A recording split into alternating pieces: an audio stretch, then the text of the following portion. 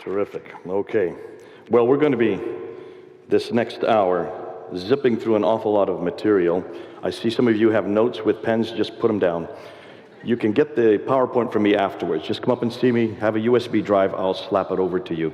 I have about 100 slides I've got to get through, and what we're going to do today, I'm not going to talk so much about the Quran. That'll be tomorrow. We're going to look at how the Quran was put together and what we now know about the earliest manuscripts. Some of you were probably here yesterday when we did the debate on the Quran with Dr. Edip Yüksel. We pretty well destroyed the Quran yesterday. Today we're going to destroy Muhammad and how Islam began. And I say that without any apologies, because I certainly say that at Speaker's Corner. I do this in London, and the Muslims need to hear that we are now finding out an entirely different message concerning Islam from what they've been telling us for the last, not 1,400 years, but 1,300 years. Now, what do Muslims claim? Well, they claim that Muhammad is the last and greatest prophet. They claim that the Quran was his final revelation. Therefore, Islam is the final religion. It's the greatest of all, certainly the Abrahamic religions, and it's the final one of those three. Everything Muslims are dependent on are two things. They're dependent on the book and the man, the book and the man, the book and the man. The book is the Quran, the man is Muhammad. Without Muhammad, without the Quran, Islam falls. And that's why we're spending so much of our energies zeroing in on the book and the man. The same paradigm fits for us. We are also dependent on another book and another man. The book called the Bible, the man Jesus Christ. A bigger book, a bigger man. So that's why, since we start from the same paradigm, we probably understand them better than anybody else. That's why it's important that we engage in this debate. The secular world, the humanists, the atheists, they don't understand what we're talking about. They don't understand the power of one book and one man, like Muslims and Christians and Jews can. So that's why in some ways what we're going to introduce today and tomorrow is we should be at the forefront of this discussion. And that's why I want to introduce these two different themes these 2 days. Let's start then with Muhammad. What do we know about him? Well, according to the classical account, and this is what you have been taught, this is what's taught in all our schools, this is what's taught in our seminars, our Bible schools, well, this is what's been taught everywhere. That Muhammad was born in 570. He started receiving his revelations in the cave, the Hira cave, in 610. From 610 to 622, the next 12 years, he received what we know as the Meccan surahs, which are the latter part of the Quran, from around Surah 20 on to the 114. And then in 621, he is woken up in the middle of the night, told to get on the back of a winged horse called the Burak. He flies up to Jerusalem, and he goes up to the seven heavens, meets God, or Allah, who tells him to pray 50 times a day. Comes down 2 heavens, meets Moses, who asks him how many times, and he says 50. He says, that's way too many. See if you can get it back down. So he jumps back up to the 7th heaven, and he bounces back and forth between the 7th and the 5th heaven, bringing the number of prayers from 50 to 45 to 40, down, right on down to 5. When he gets to 5 prayers, Moses says, that's fine, go on back down. And so he does, comes to Jerusalem and flies back down to to Mecca. Now, that's in 621. That's known as the Mi'raj. The Mi'raj. And of course, the next year, 622, he then moves from Mecca up to Medina with maybe 80 to 200 followers. It depends on which tradition you're going to follow. And then from 622 to 632, that last 10 years, he receives the Medinan revelations, and that's the much larger part it's half the Quran. Nonetheless, it has the largest surahs. And then in 630, he goes down to Mecca, defeats it without firing a shot, and he dies in 632. 2 years, next 2 years, Abu Bakr takes over. He dies peacefully. Then he is followed by Umar till 644. He is killed. Uthman takes over from 644 to 656. He is killed, and then Ali takes over from 656 to 61, and he is killed. Now, that's known as the 4 rightly guided caliphs, from 632 to 661. That's known as the Rashidun period. That's the golden period of Islam. That's what ISIS and all the other groups want to take us back to, that golden period. Actually, it starts from 624 to 661, so roughly 40 years. That's the golden period. Now, have any of you heard any other story than what I've just said? No hands are raised. There's no reason to hear any other story. This is the only story we have ever heard for the last, well, you'd like to say 1,400 years. It's not 1,400 years. Everything I have just talked about is right there in that red area right there. So basically from 570 to 661. But where do we get this information from? Where does any of this come from? Were they written down by people who knew Muhammad, who were actually there, who were eyewitness to what he said and did? No, none at all. Everything we know, everything I've just been telling you, all the stories and all this skeletal reference to Muhammad's life was first written down by a man named Ibn Ishaq. Well, that's 765. That's the late 8th century. We don't have any of his material. We're therefore dependent on another man named Ibn Hisham. Ibn Hisham was writing this down around 833. So that's 200 years after Muhammad died. We have really nothing earlier than Ibn Hisham in written form today about what Muhammad did. That's the Siratul Rasulullah. That would be the biography of the Prophet Muhammad. His sayings come quite a bit later. They are first written down and compiled in their final form by a man named Al-Bukhari. He dies in 870. You can see, therefore, this red area here. There you can see Ibn Hisham. That's 240 years after the Prophet died. When you get to the Tafsir and the Tahriq, which would be the commentaries on the Quran, and the Tahriq would be the histories of mankind, when you get to that genre of material, they're first tabulated by a man named Al-Tabari, who died in 923. So everything we know that happens in this part of the world, of this time period, from the 7th century, is not written down till the 9th and 10th century. Does that bother any of you? It should bother all of you. We have to wait 200 to 300 years to hear about this man, that place, the book, and this religion. 200 years of what? Well, so-and-so got it from so-and-so, who got it from so-and-so, who got it from so-and-so. These are called isnad. Isnads are nothing more than a chain of names that are relating oral tradition. All based on oral tradition. 200 years of oral tradition. And for what reason? Let's look at Jesus. We know quite a bit about Jesus. Another historical figure. We know that the people that were there, actually, we know quite a bit about his life. We have 3 biographies of his life that were written before 60 AD. Matthew, Mark, and Luke. Matthew was actually an eyewitness to what he was writing. Mark and Luke got it from the eyewitnesses. John would have been written much later, about 90 AD. But certainly within 60 years, you have 4 witnesses of Jesus' sirah, what he did, and 4 witnesses of Jesus' hadith, what he said, the red letter part of the gospel account. All written within 60 years, 2 by eyewitnesses and 2 by those who knew the eyewitnesses. We have Paul's letter, which were starting to be written down within 15 years of Christ's death. So you have the tafsir. Paul's letters would be the tafsir. That would be the equivalent, the commentaries of what Jesus said and did, how he applied it to there in Philippi, in Ephesus, in Galatia. The histories would be the book of Acts. The book of Acts would have been written between 52 and 62 AD. That's within 20 to 30 years of Christ's death. So you have the seerah, you have the hadith of Jesus, you have the tafsir of Jesus, and you have the tahriq of Jesus. All 4 genera of what we know as their Islamic tradition. We have the traditions of Jesus written down within 40 to 60 years of Christ's death. Now you do a comparison, and you can see which is better. I'd rather go with 50 to 60 years of Christ's death rather than 200 to 300 years of Muhammad's death. If we were dependent on Jesus Christ, what the Muslims are dependent on, that means we know nothing about Jesus Christ until the 3rd century. And we could not prove his historicity. Can you see what Muslims are up against? And why is it we haven't asked this question before? So the 21st century historical scholars are now asking this question. This is what they're saying. Islam as we know it did not exist in the 7th century, but evolved over a period of 200 to 300 years. The Quran probably was not revealed to one man in 22 years, but likely evolved over a period of 50 to 100 years. The conclusion is that the history of Islam, at least from the time of the Caliph Abdul Malik, 685 to 705, that's his dates, and before, is a later fabrication. Now that's a big thing to say. Let's now prove it, and let's see what they're doing. And this is why they're asking this question. If so much of the history of Islam is written down so late, why did it take so long to write it down? Could these people read and write? Were they not literate? Absolutely. We know that by 642,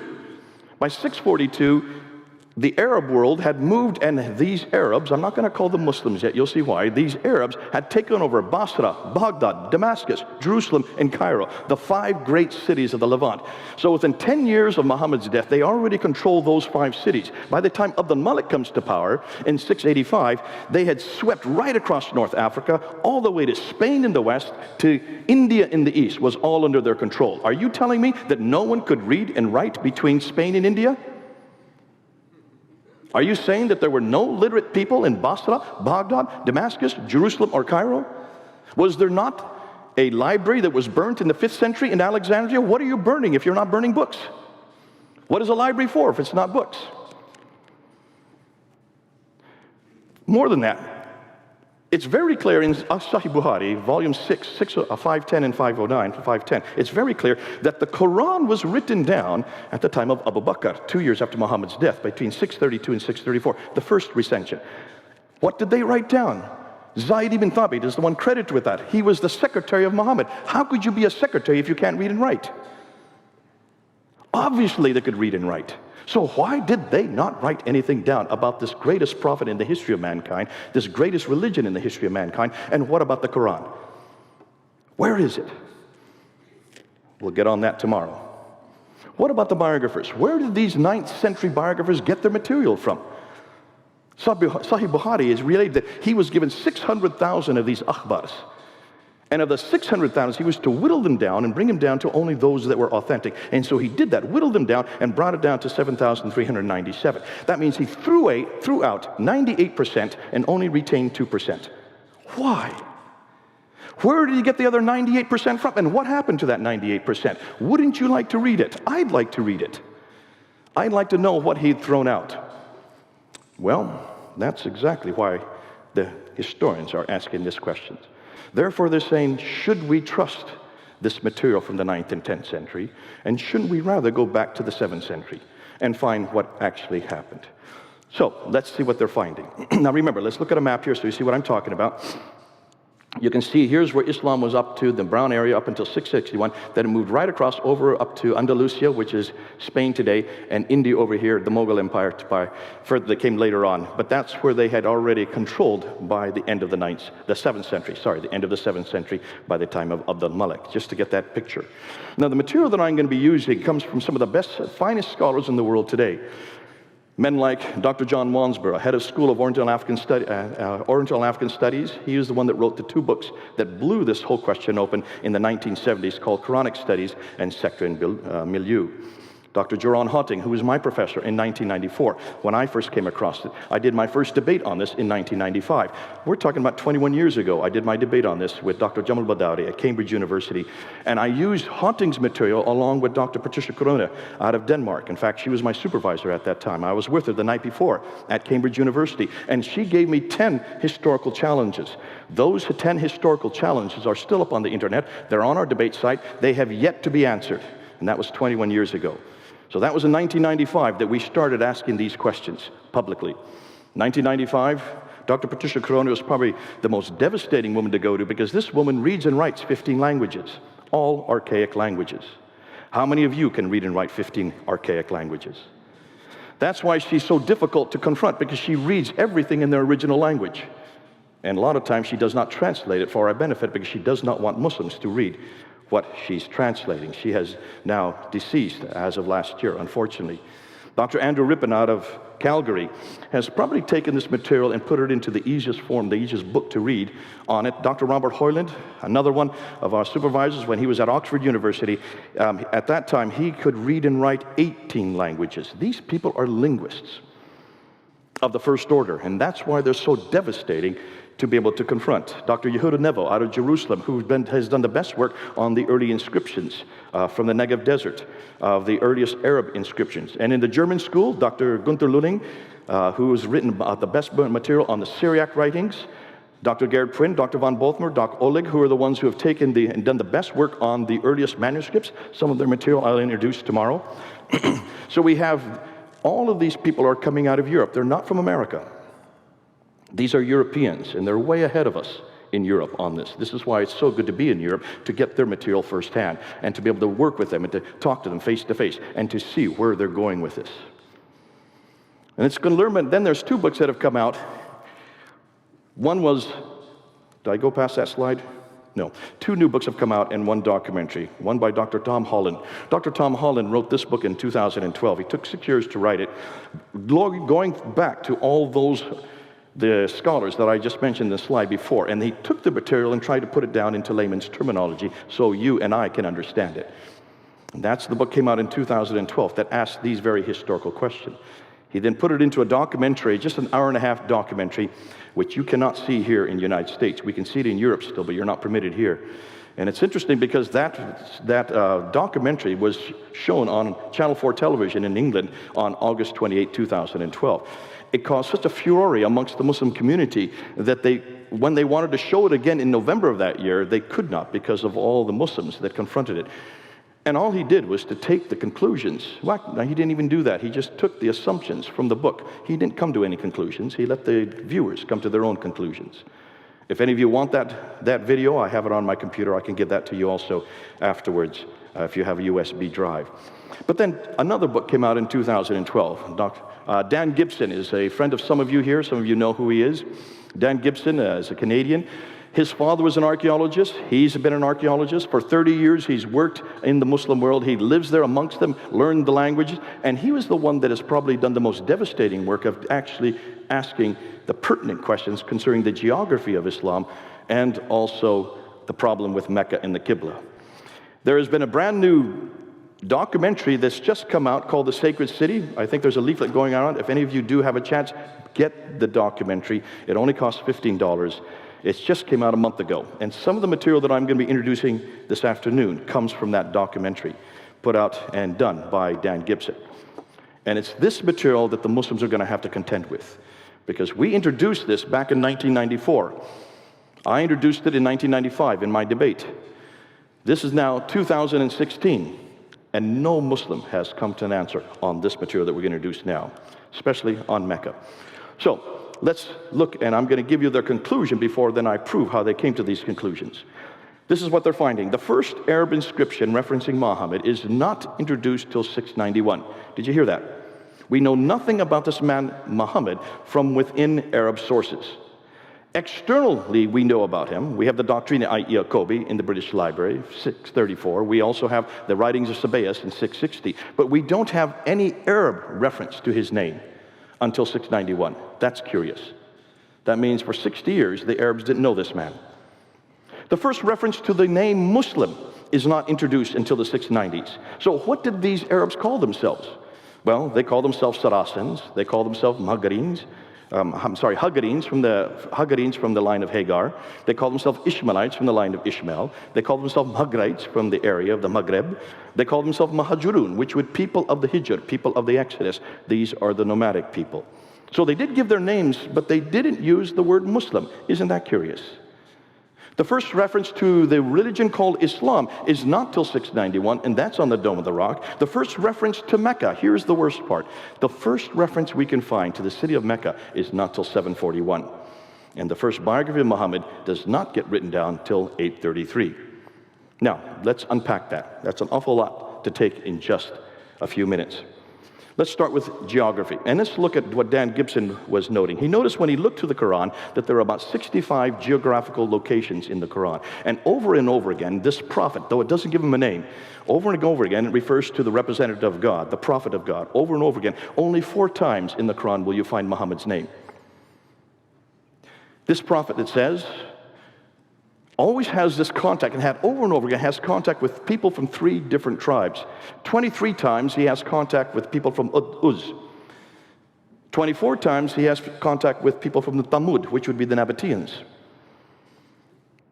I'm sorry, did I say Uz? I meant Ud. So you have 23 times contact with people from Ud, which is the biblical Uz. 24 times the people from Thamud, which would be the Nabateans. And 7 times these people from Midian, which would be the Midianites. Over and over again, yet here's the curiosity. Take a look and see where the Ud, Thamud, and Midian are. They're way up here. Here's Mecca, way down here. That's 600 miles between them. How could he have daily contact with these people who live 600 miles further north? Unless, of course, he was flying in a jet back and forth every day. You can see the problem immediately. And that's the first thing that he came across. He said, this cannot be. You cannot have this much contact with people from so far away. When you look at the Quranic geographical locations, you will find there are 65 geographical locations in the Quran. We have 110 geographical locations in the book of Luke. 9 places are named in the Quran, 31 places are named in the book of Luke. 600 miles too far north, whereas every one in the Gospel of Luke are correct. But let's unpack it a little bit more. Let's look at Mecca, and this is, I think, is where the most problematic area is. I have yet to find a Muslim that can explain this next part that I'm going to share with you. And we've been bringing it down to Speaker's Corner. We've been introducing it in many of our debates. Muslims will not touch Mecca. You'll see why. Now, what we do know about Mecca, well, we only have one reference to it in the Quran, and that's in Surah 48, Ayah 24. Other than that, it's just called the place of the Prophet, or the area of the Prophet. There's no reference other than 48, verse 24. We do know, according to the traditions, that's the tafsir, in the tahqiq, in the hadith, in the sirah, that it's in a valley and that it has a parallel valley, that it has a stream going right through it, that it has a pillar of salt. This prophet, as he goes out in the day, he passes by the pillar of salt, which is referring to Lot's wife, in the morning, and then comes back past that same pillar of salt in the evening. So it must be right outside of Mecca. According to the traditions, this Mecca has fields, it has clay, it has grass, it has trees, it has olive trees. That's curious. Olive trees. And that it has mountains overlooking the Kaaba. The problem is, none of you have been to Mecca, you're not permitted, but if you've seen pictures, and anybody that has been to Mecca, you know it's not in a valley. You know that there is not a parallel valley. There are no mountains overlooking the Kaaba. The closest mountains are about 5 kilometers away.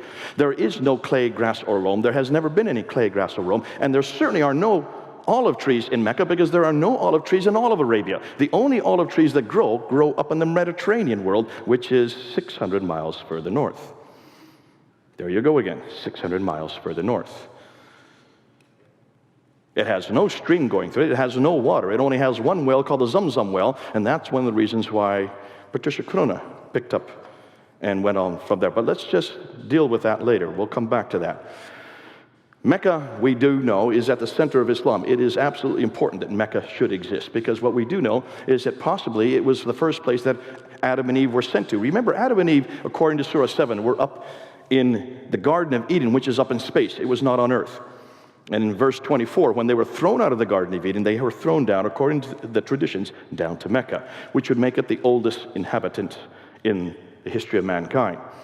According to Surah 21, Abraham was in Mecca. He goes into the Kaaba and destroys the idol. So certainly in 1900 BC, I had no idea Abraham was in Mecca, but according to the Quran, he was. That would mean Mecca would be at least as old as 1900 BC. We know from the traditions that Muhammad was not only a trader, but Mecca was the center of trade, north, south, east, and west. And that's why it enriched itself. That's why it got its importance. We know that Muhammad was born there. Supposedly, he then moved from there in 622. And that it became the center of the Qibla in 624. After 2 years of there, when the Qibla was moved back up to Jerusalem, it was then returned back down to Mecca, according to Surah 2, Ayah 143 to 150. Yet there's only one reference to it, and that's in Surah 48, Ayah 24. Now take a look at this map. What's wrong? What's missing? This is a Byzantine map of the trade routes in green. Where's Mecca on this map? Here's a 7th century Arab trade route map. Do you see what else is missing? It should be right where the question mark is. Here's a 6th century map.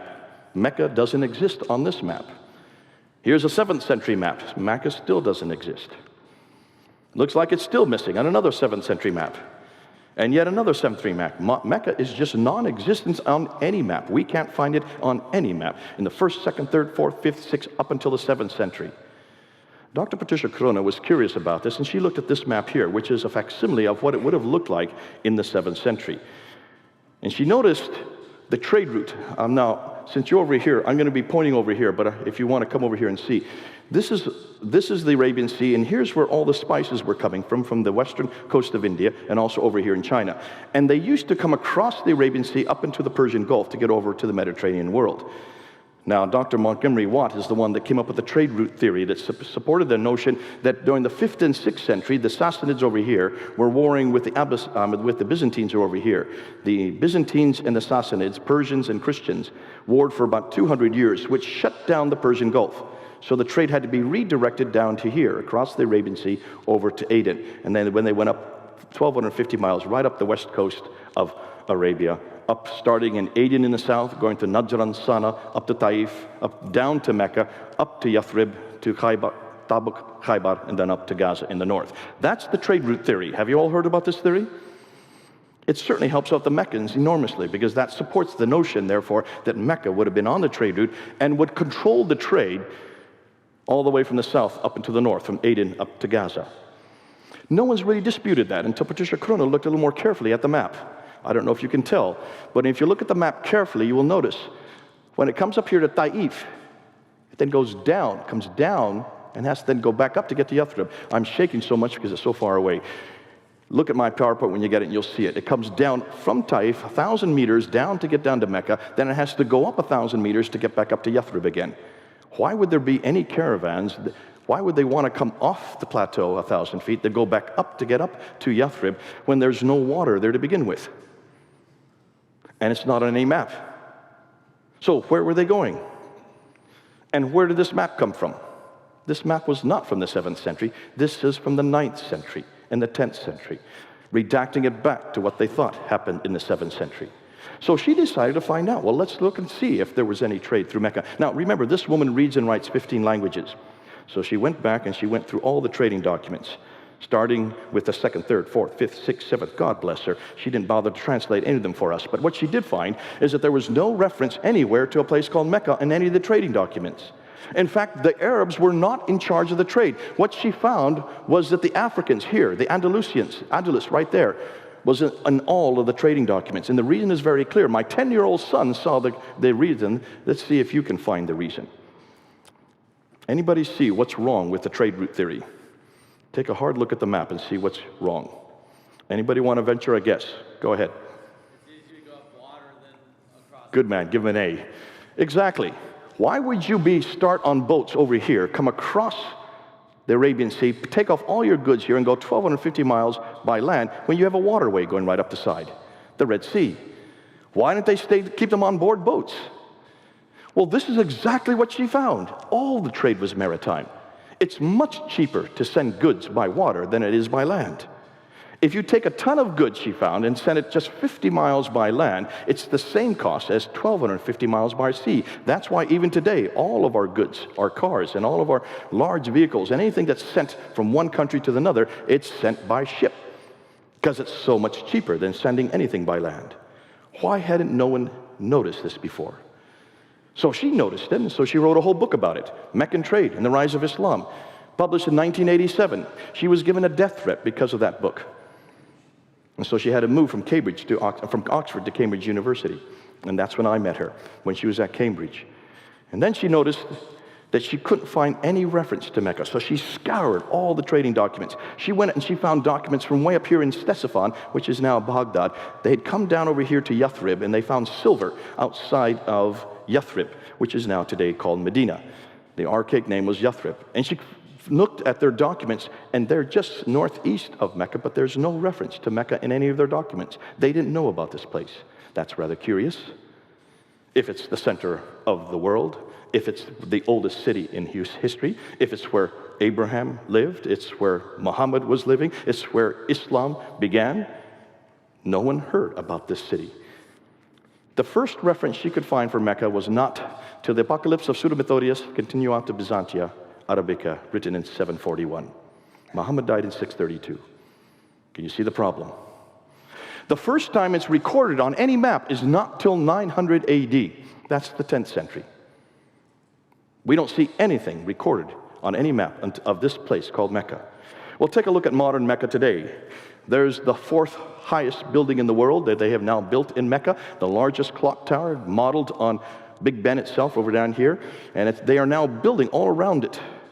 This looks down right onto the Kaaba, and all around it now, they are building what they want to do for the future. And one of those is going to be chosen as the future of Mecca. They are cementing the entire city up. Today, they're expanding, and you can see there's the clock tower. It's 45 feet across, that clock tower. It's going to be, they want to make it Meccan Mean Time. They want to take Greenwich Mean Time and change it to Meccan Mean Time, so all our clocks are going to be designated to that clock. But all around the Kaaba there are now all these cranes. You see that? They're all digging it all up. That's Muhammad's house right there. There's Khadija's house. They're cementing it all over. But here's the curious thing. Whenever you go back to an archaeological site, it doesn't matter where it is in the world, whether it's in Jerusalem or Damascus or Mecca, you always have archaeologists go with you so that if there's any ruins there, if there are any artifacts there, they take them, they preserve them, and put them into museums so that we can look at them, right? That is by law, done all over the world. In this case, that has been done as well. But guess what? They haven't found a thing to preserve. They've not found one thing to preserve, yet they're digging down hundreds of feet. They can't find anything there. Can you now see why they're cementing it up? No wonder they're cementing it up. I would too if I were in their place. It looks like Mecca has no history. And yet it should have the oldest history of all cities in mankind. Nothing has been found. If you don't have Mecca, the third problem is, what are you going to do with the Qibla? The Qibla is the direction of prayer. Every Muslim has to pray towards the Kaaba. And they have all kinds of machinations to help you to know where to pray. That's my hotel room. There's a little arrow that was on my hotel room in Kuala Lumpur, so I knew exactly where Mecca was. In every mosque, they have a mihrab where you can know exactly where the direction of Mecca is. And as you come down here, you can even get it on your apps, on your smartphones. According to Surah 2, Ayah 143 to 150, the direction of the Qibla was then redirected back to Mecca in 624. So we're talking about 624, which means every mosque should be facing Mecca after 624, which means every mosque. There are no mosques prior to 624, right?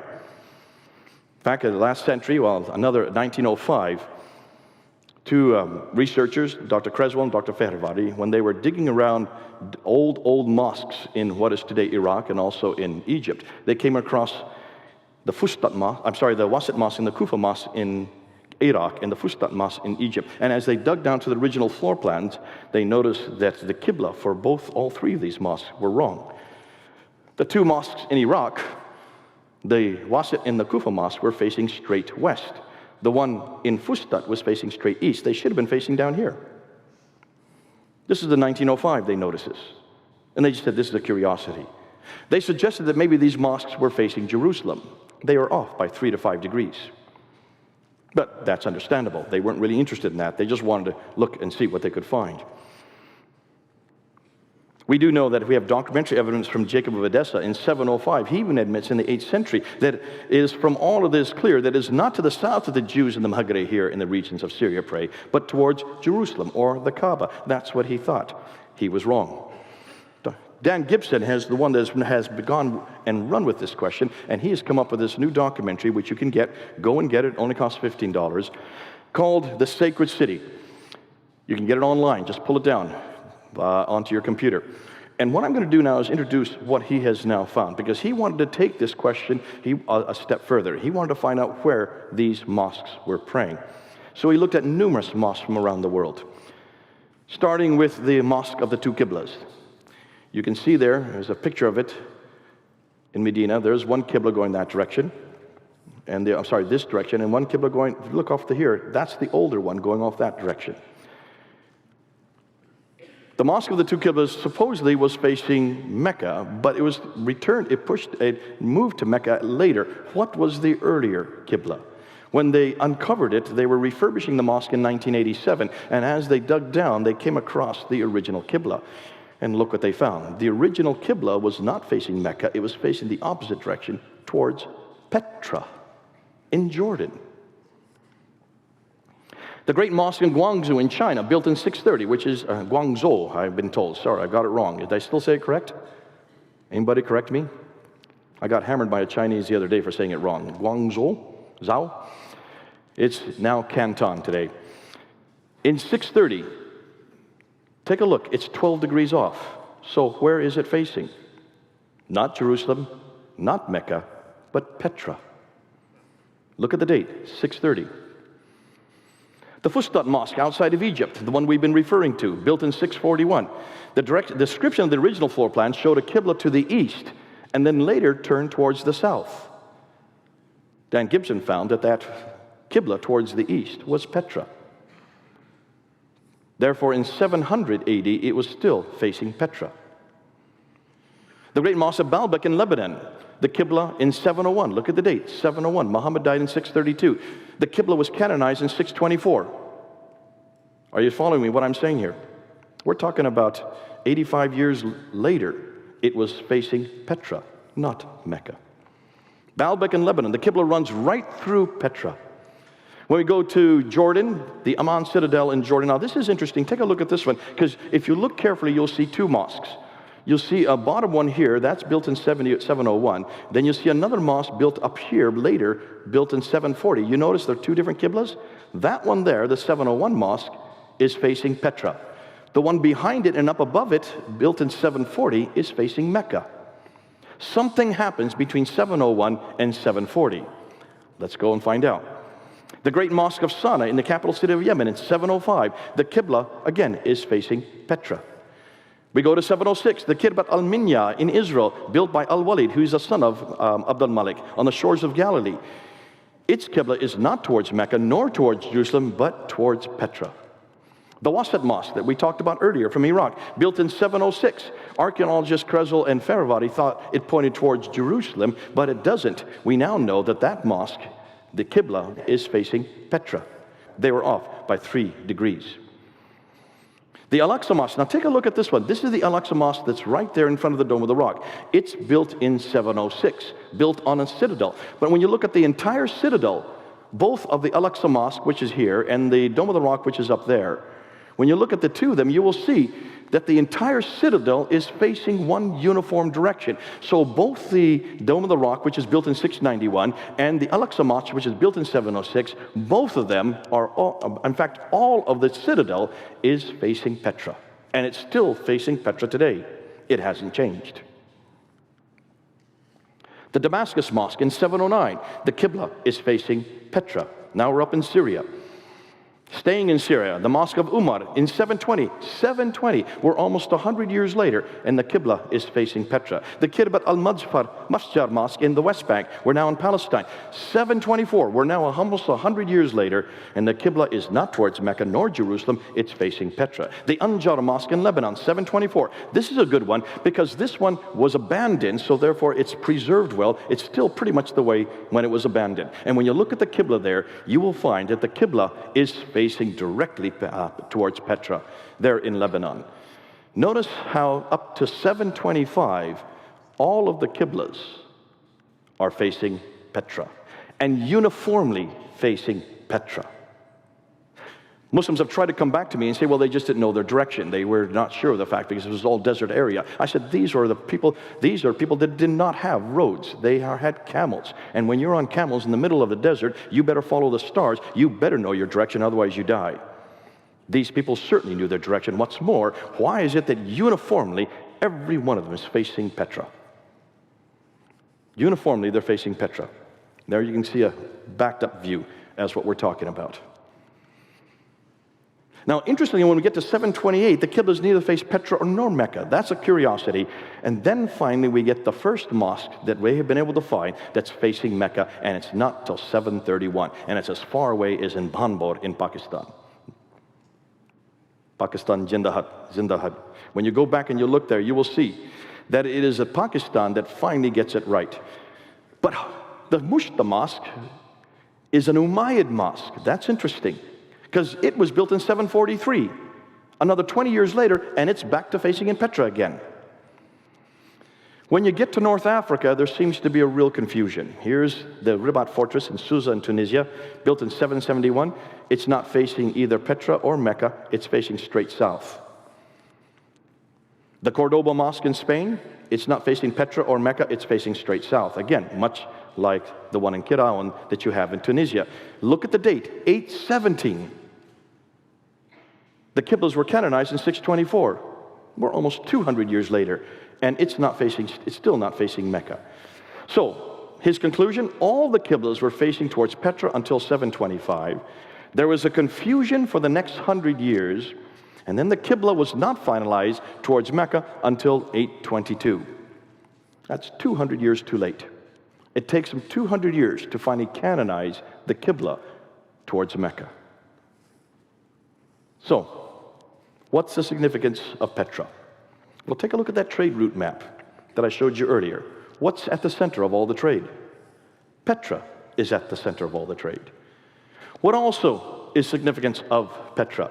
It was the sanctuary of the Umayyads. The Umayyads used Petra as their sanctuary.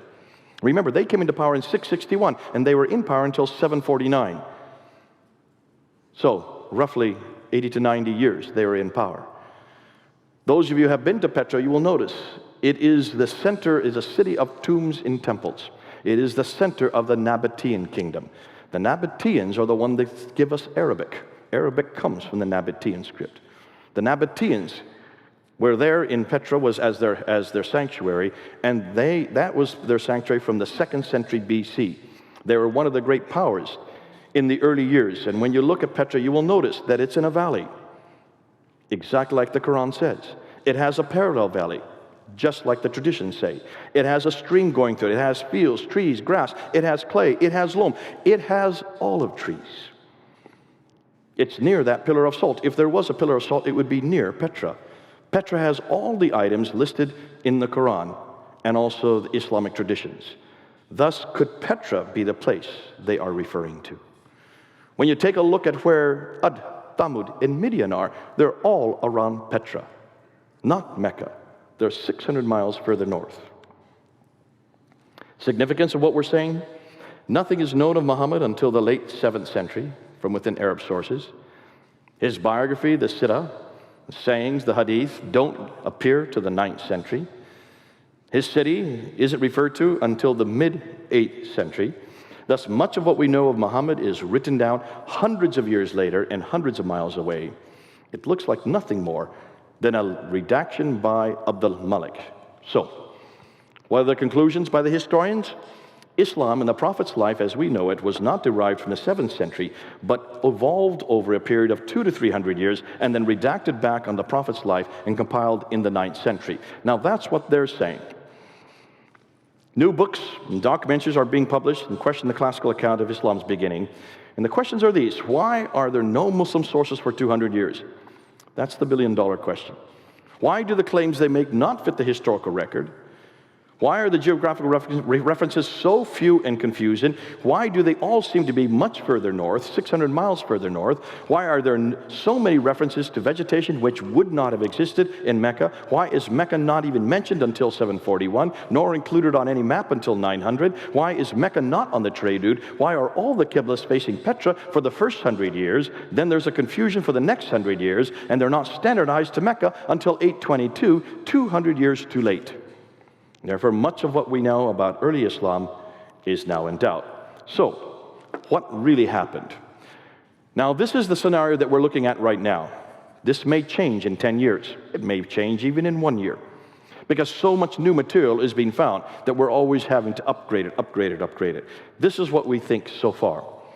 To make sense of all what's going on, we need to begin with Abdullah ibn Zubayr. Abdullah ibn Zubayr was the one that rebelled against the Umayyads. He didn't see them as legitimate rulers.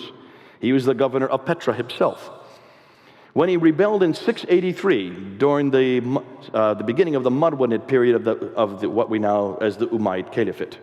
You have the Sufyanis from 661 up until 680, then Marwan the first takes over power, and then 683, Zubair rebels against him. He's there in Petra, and this is the beginning of what we know as the Second Civil War. Now, what's curious and what's interesting is the Umayyads are not down in Medina, they're not down in Mecca, they're not in Jerusalem, they're not in Petra, they're way up in Damascus.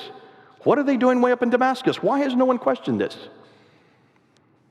That's even another 450, 500 miles even further north. So if this is the center of Islam, why is it so far away? In fact, you're talking about almost 1,000 miles away from Mecca. It's obvious that people haven't asked these questions because these are damaging questions. And that's why we're asking them now.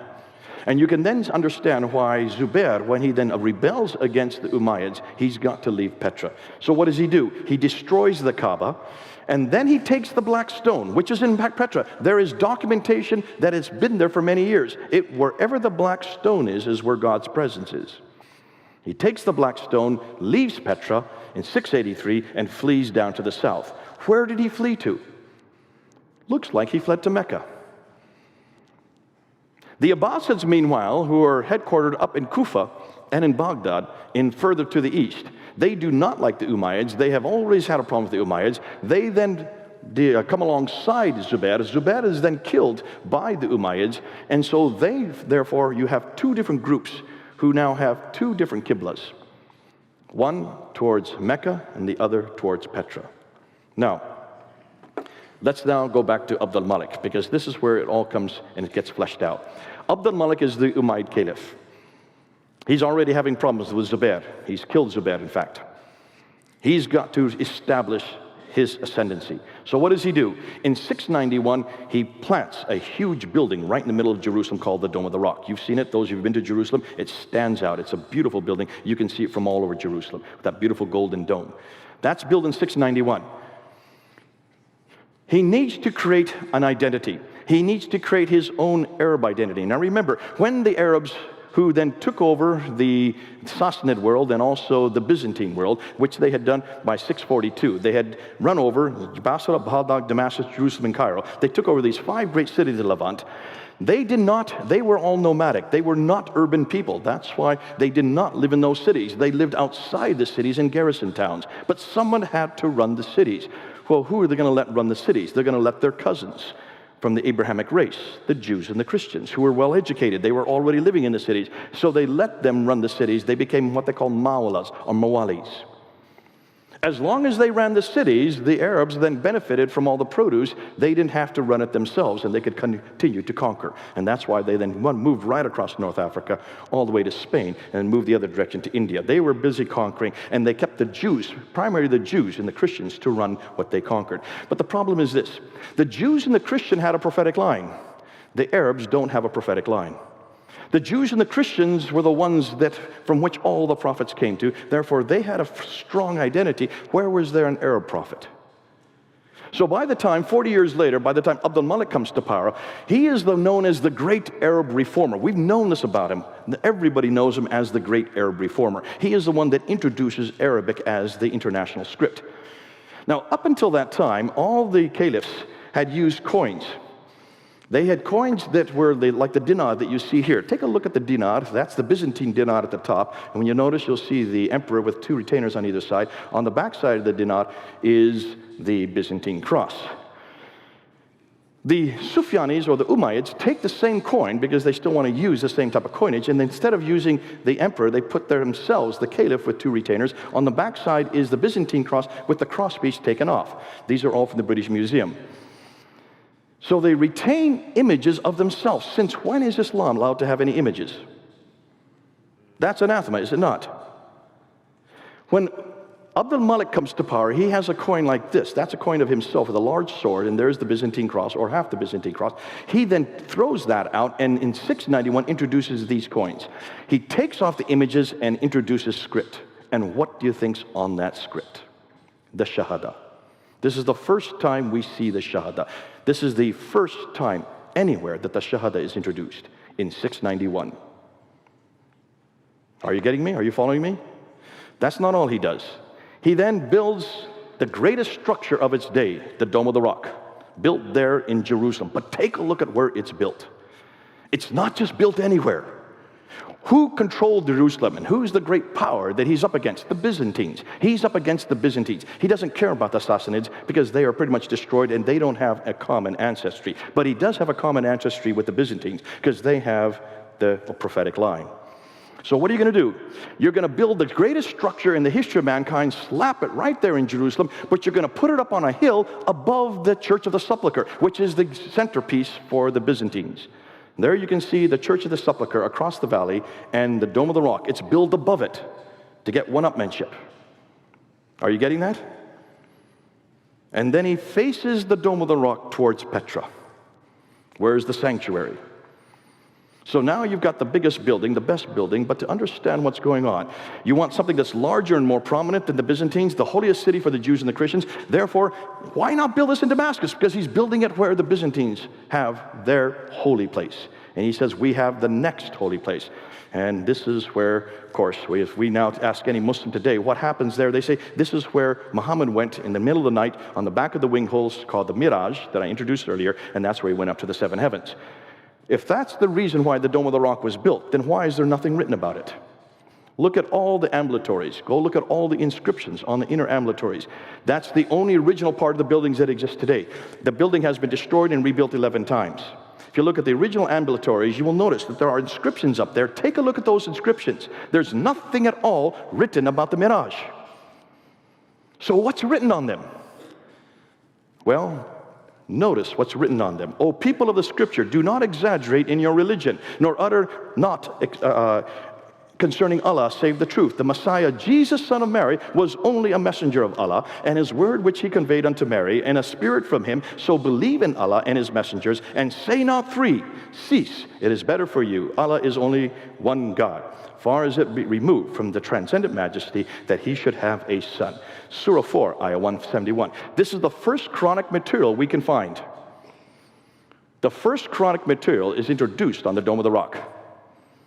That's Surah 4, Ayah 171. Who is it against?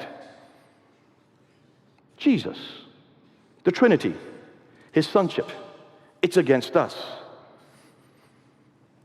Praise be to God, who hath not taken unto himself a son, that's against Jesus, and who hath no partner, that's against Jesus being the partner of God, Surah 17, Ayah 111, and then Surah 112, there is no God but God, there's the Shahada, there's the beginning of the Shahada, there is no God but God, he is one, he has no associates, that's against Jesus Christ, say he is God the one, God the eternal begotten, besought of all, he begetteth not nor was begotten, that's against Jesus Christ again, and there is none comparable unto him, Muhammad is the messenger of God, that's the first time Muhammad's name is introduced.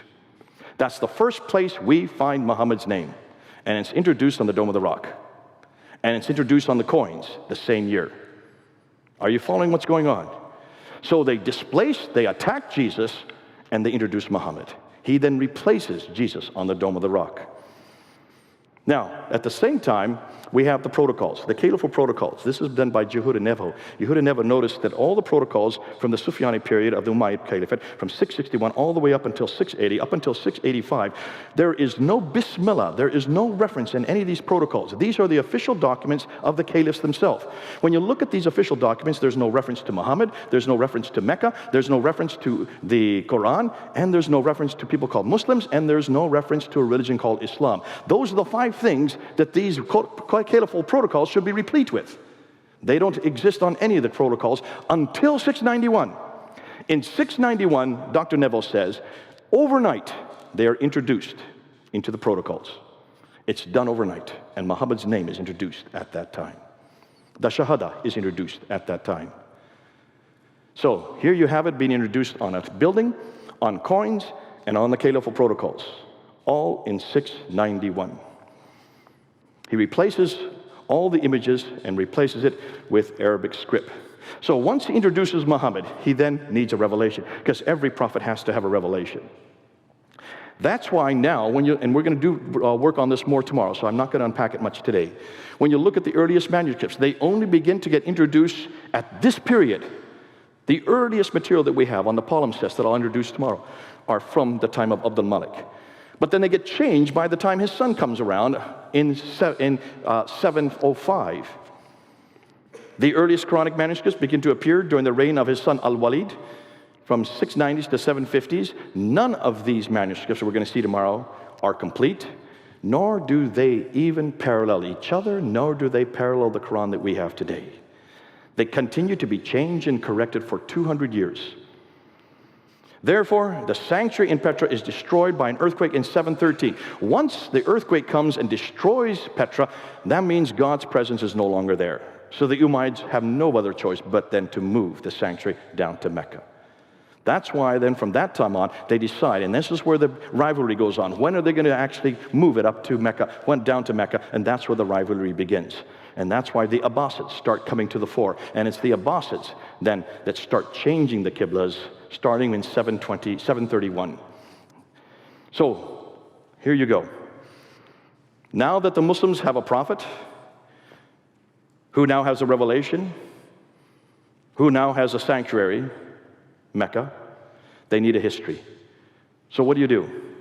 Can you now understand why the Siddha takes so long to get written? Why it only is introduced, not in 765 by 765 by by Ishaq. Interestingly, we don't have Ibn Ishaq's material. It's all been destroyed.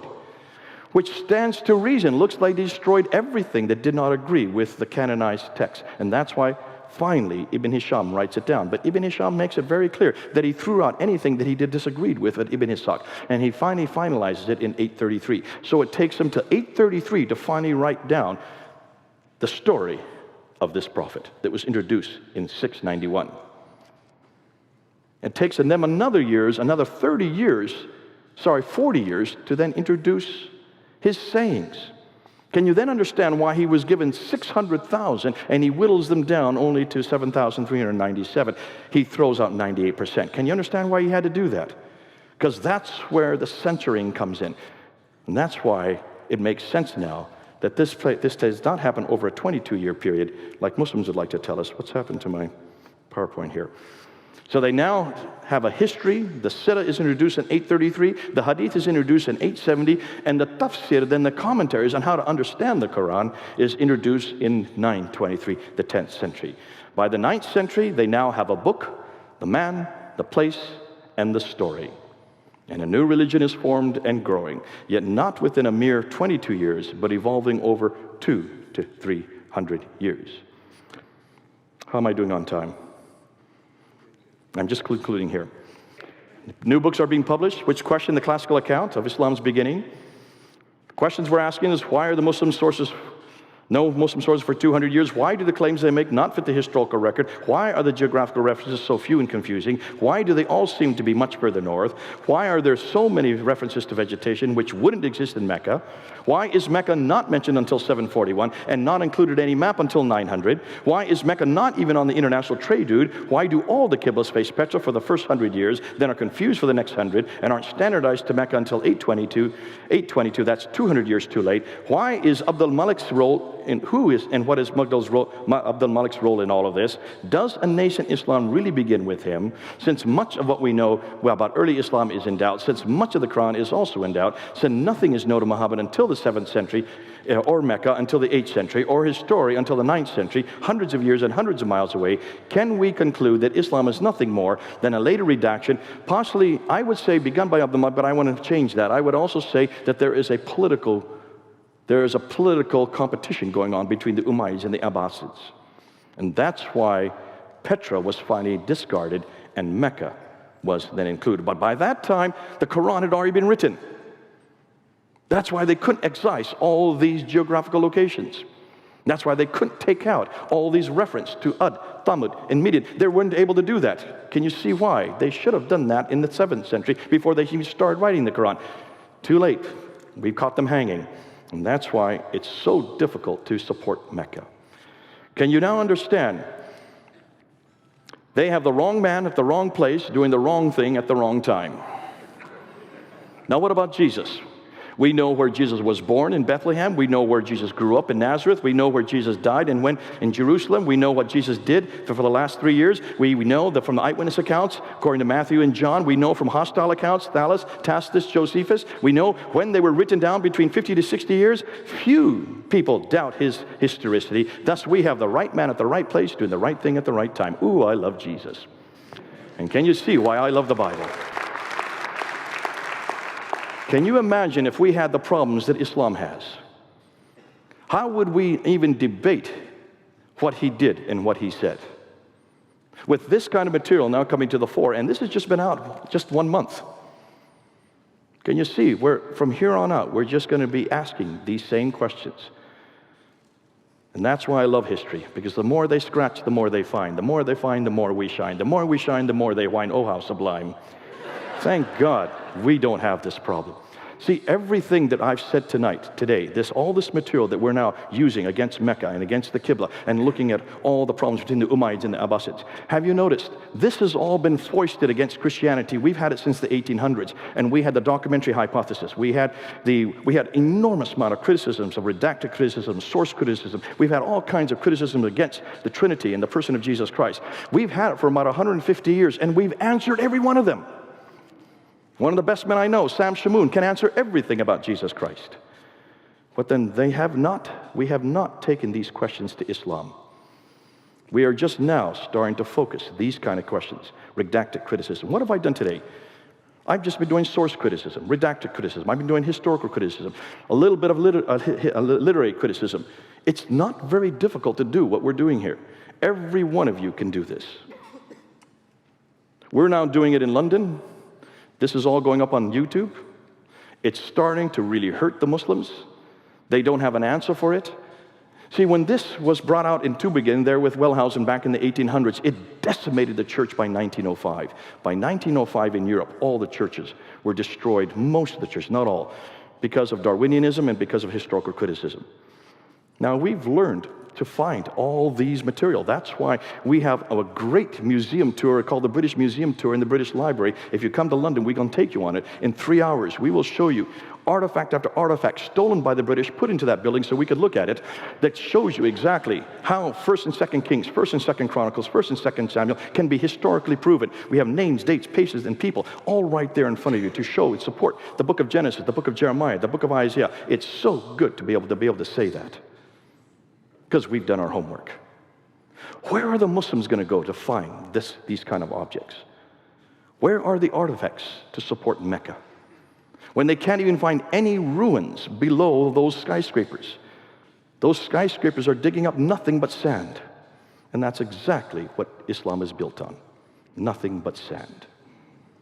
Thank God we're built on a rock. And that's why the rocks, if we don't cry, the rocks are going to cry out for us. And that's why we just need to fall back in the safety of our Lord Jesus Christ and know that He is putting the rocks in place and putting the tablets and the murals and the stelas so we can support what we know. And that's why I love my Bible. And that's why I love Jesus Christ. Good. Any questions you may have?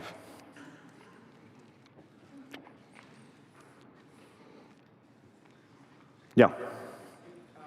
Is this being recorded, by the way? Is this being recorded?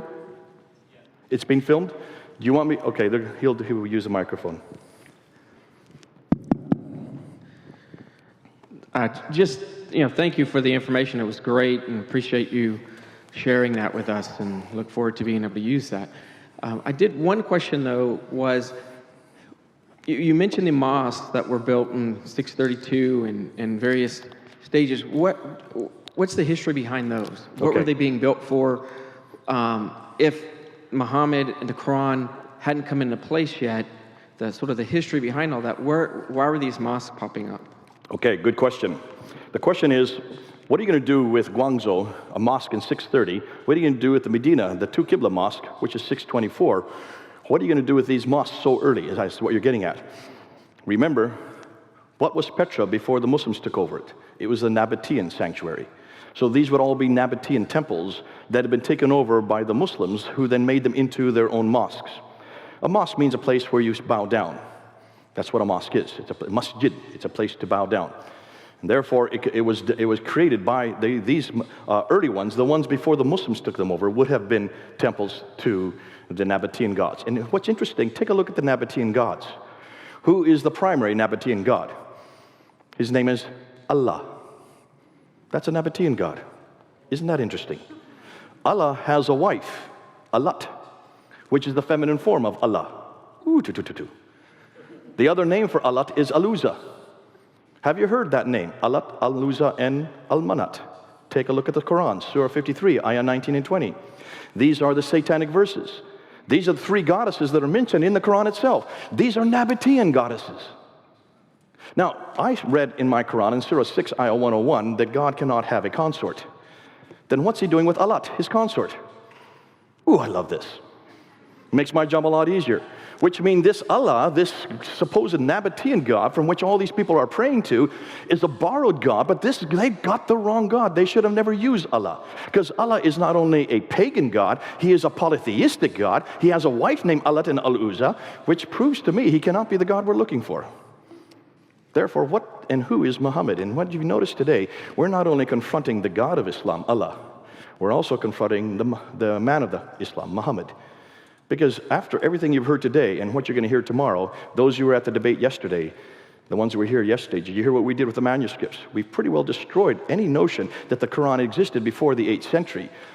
And if the Quran it doesn't exist until the 8th century, then who in the world is Muhammad?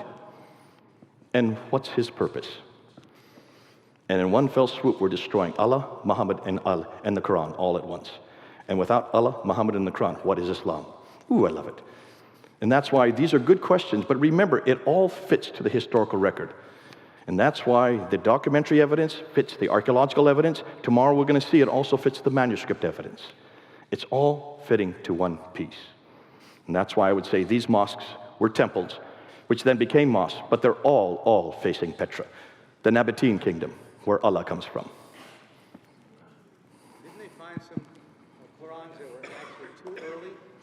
Okay, the question is, did they find some Qurans that were actually too early? And this is called and we can talk more about it tomorrow, but this is what the folios, the Birmingham folios. The date on those folios, there's just 2 pages. They actually come from the Petropolitanus manuscript, which is in Paris, in the Bibliothèque Nationale in Paris. Those 2 folios were dated from 568 to 645. So it's a 77-year period because it's carbon dating, which is very inexact. If it's 568 to 645, you've got a real problem. Because when this was ballyhooed last July all over the internet, they didn't stop to think what they were saying. And many Muslims did not say anything. Did you notice? A lot of Muslims were quiet. Because how can you have 2 folios of a manuscript from Surah 18, 19, and 20 that are from 2 years before Muhammad was even born, and then existed 7 years before the Quran was even written? Ooh, You've got a problem. But that's not the only carbon datings that they've done. They're now dating also the Sana manuscript. And the dates they're getting that are 443 to 543. That's the 5th and 6th century. That's long before Muhammad was born, long before Islam began, and certainly long before the Quran was written. Ooh, I love this. So it looks like these are pre-Islamic, pre-Quranic texts. They are Quranic in that they are very similar to what we have in the Quran. But look at the stories that they include. Surah 18, 19, and 20 include the story of Dhul Qarnayn, who is Alexander the Great. They include also the 7 sleepers, and they also include the story of Moses, which does come from the Bible, but not the same stories we have in the Bible. These are apocryphal writings. These are sectarian writings. These we know well of because the Quran is full of them. And it's these writings that you find in these folios. Now, let me just say, however, be careful of carbon dating. I have a feeling that most of these dates are wrong because they're all over the place. The fact that they're so early and that they are not consistent. I would suggest that as more time is being put into them, they're probably going to find that these carbon datings are not correct. Therefore, I would go with the paleographical and the codicological discoveries. Those are much more exact. We'll talk more about those tomorrow because the paleographical studies that are being done on the Quran are much more exact. And that's why we're going to go with those dates. Nonetheless, either way, Muslims have it wrong because this means the Quran existed long before Muhammad. Muhammad had nothing to do with it. And the paleographical studies say the Quran existed long after Muhammad. Muhammad had nothing to do with it. So either way, Muhammad had nothing to do with it. We got him coming and going. Any other questions? Last question? Yeah, we do need to get to the next person. Those who have questions, just see me. If you want this PowerPoint, come get it from me and talk to me later and we'll give it to you.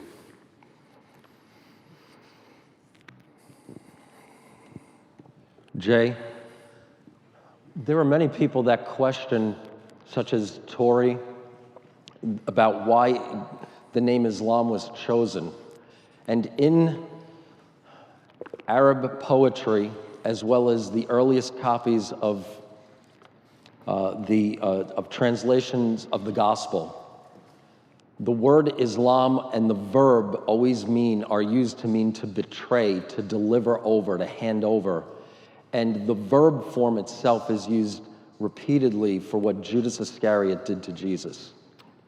And the stuff that you presented about the Dome on the Rock fits in very well with this idea that the word Islam means betrayal as opposed to submission. Good man. Wow, I've not heard that before. Who are you? Yes, Adam, that's a very good, did you all catch that?